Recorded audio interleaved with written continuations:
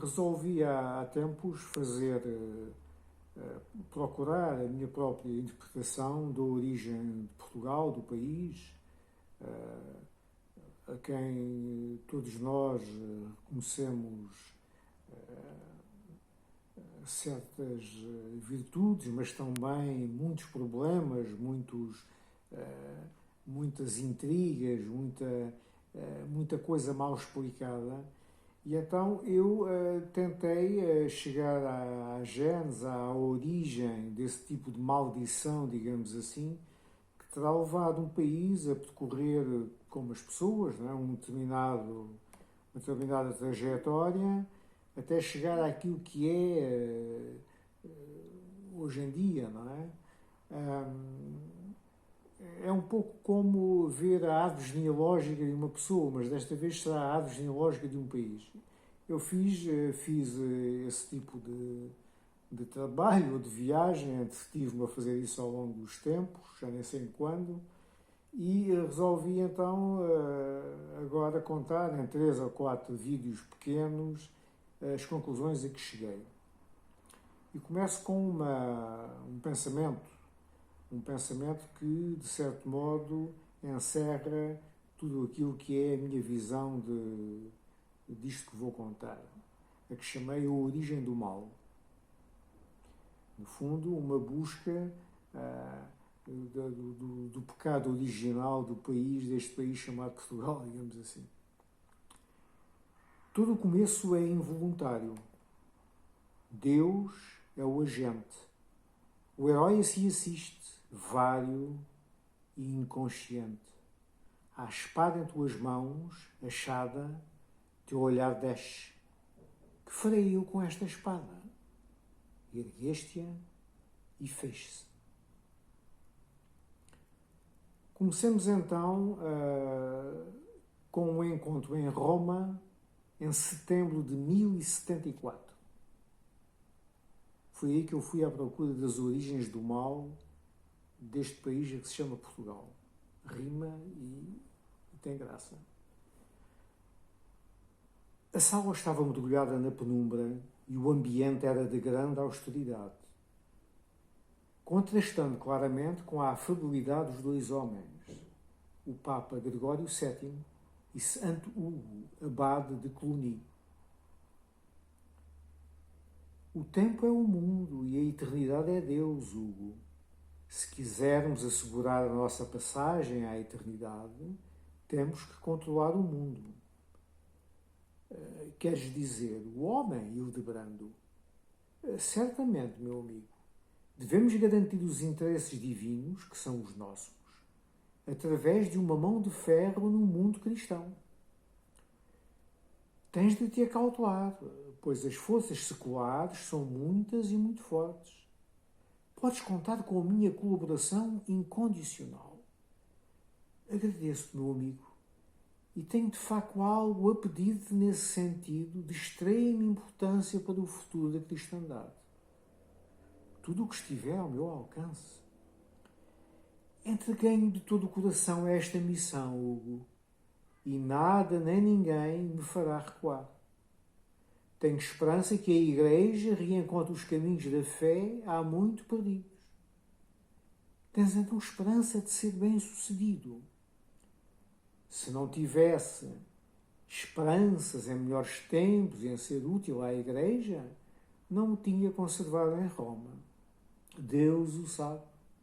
Como um preso durante 20 anos, entre uma dor que se renova quotidianamente e uma esperança muito longínqua. Acometido por 1000 tempestades, a minha vida foi uma agonia continuada. Hugo, abade de Cluny, viera visitar um amigo 1 ano depois da sua investidura como Papa, com o nome de Gregório VII. Era grande a amizade entre os 2 homens, que decidiram dedicar a sua vida à fé cristã. Hildebrando nascera em Itália, filho de um pequeno proprietário de terras, e tornou-se monge na célebre abania de Cluny, em França, na época em que Hugo dirigia como abade esse extraordinário mosteiro, onde o espírito feudal iria encontrar o seu pleno equilíbrio católico. Em 1049, ali foi procurá-lo Monsenhor Brunon, bispo de Toul, que havia sido nomeado Papa pelo seu parente, o Imperador Henrique III. Tal método de designação de um Papa, válido na altura, tinha-se tornado abusivo. Brunon, como sumo pontífice, adotou o nome de Leão IX. Levou o monge Hildebrando consigo para Roma e nomeou-o arquidiácono, primeira dignidade do Sacro Colégio de Cardeais e administrador da Santa Igreja. O estado de decadência em que se encontrava a Igreja fazia-o sofrer, ao mesmo tempo que aumentava a sua disposição e ânimo para uma autêntica luta. Mas agora és o sumo pontífice, és o Papa, e como tal estás em excelente posição para lutar pela fé, dizia-o.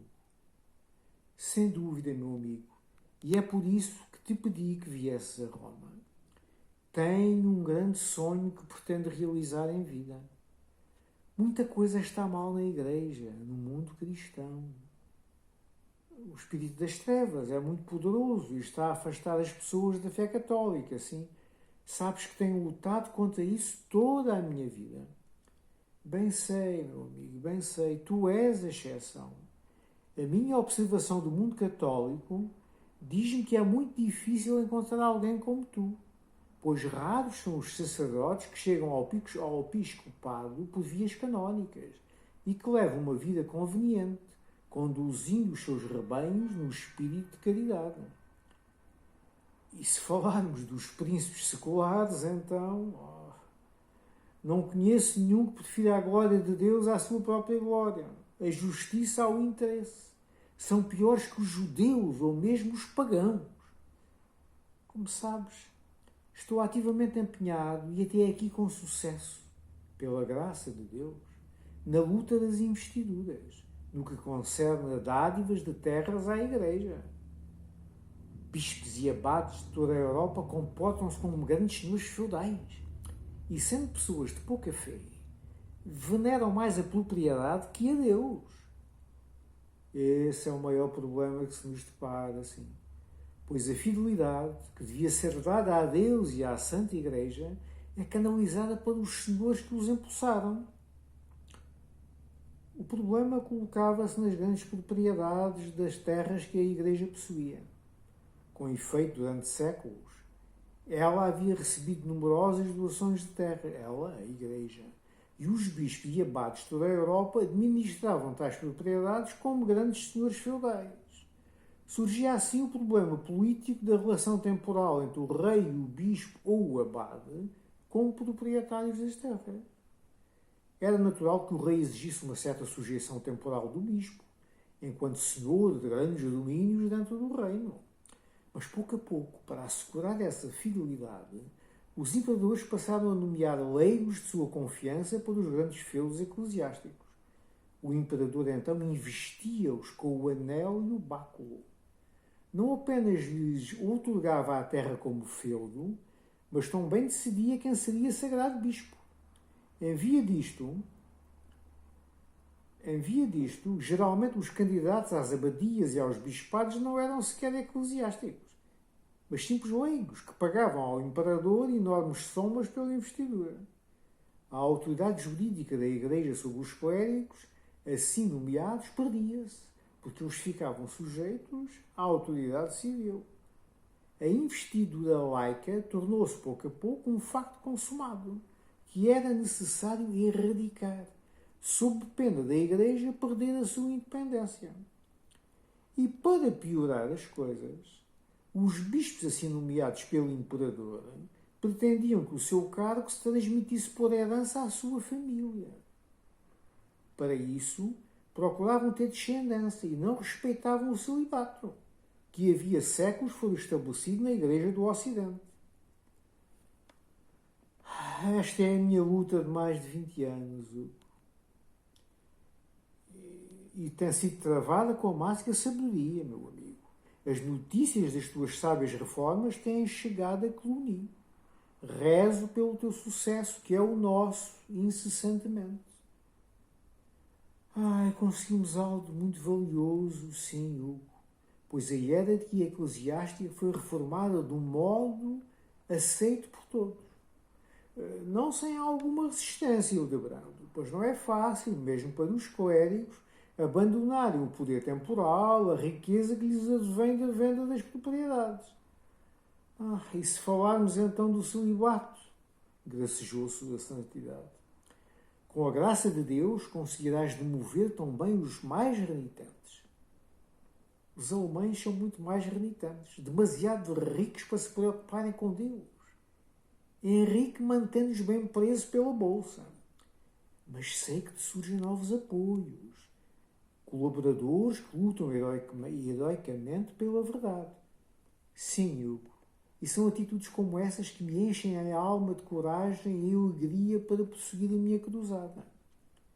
Foi preciso muita coragem para teres decretado este ano, pela Quaresma, que os simoníacos e nicolitas seriam excomungados se não renunciassem aos cargos ilegitamente adquiridos, Hildebrando, ou à mulher com quem viviam maritalmente, contrariamente à lei católica.